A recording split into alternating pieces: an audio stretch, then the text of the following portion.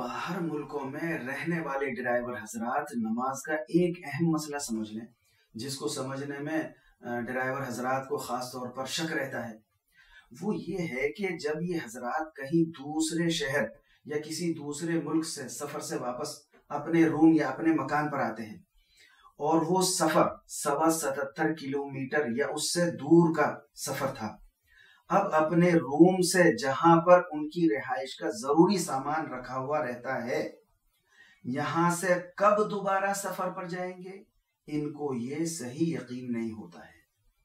बल्कि ये इरादा होता है कि जब लोड मिल जाएगा जब चले जाएंगे, जब काम हो जाएगा जब चले जाएंगे, या जब कफील कह देगा तब चले जाएंगे। अब इसमें चाहे 1 दिन लगे या 20 दिन लगे, तो ऐसी शक की सूरत में भी ये लोग मुसाफिर ही रहेंगे, अगरचे